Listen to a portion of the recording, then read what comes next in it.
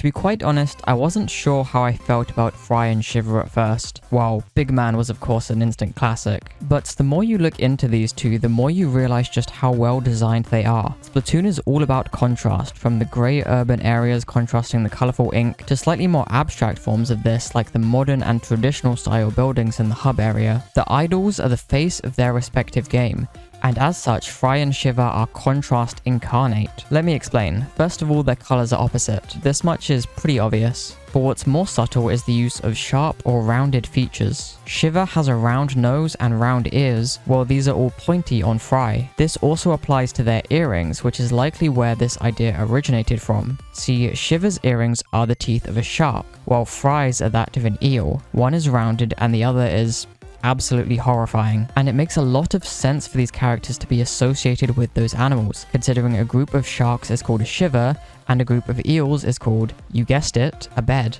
and also sometimes a Frye. It doesn't stop there either.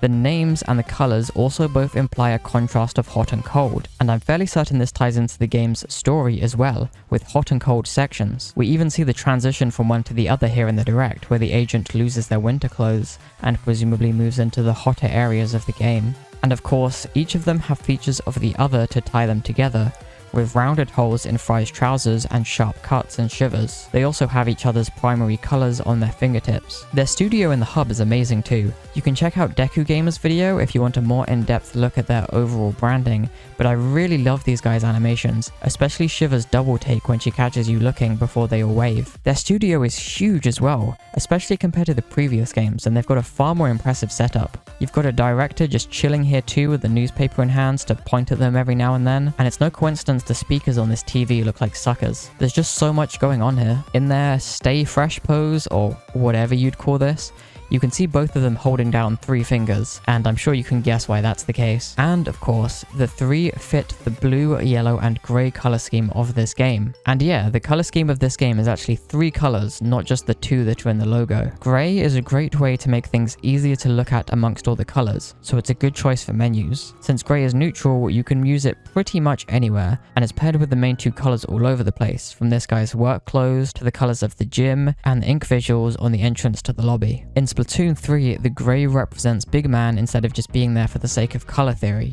which is really awesome. Frye and Shiver also have jiggle physics on their ears, which is very cool to look at. And speaking of the whole contrast thing going on in Splatoon, I want to put a prediction out there about the story mode for this game. So you'll notice there's these escalators right next to the lobby, and I think we can all agree it's very likely this will be the entrance to the DLC that they've already announced.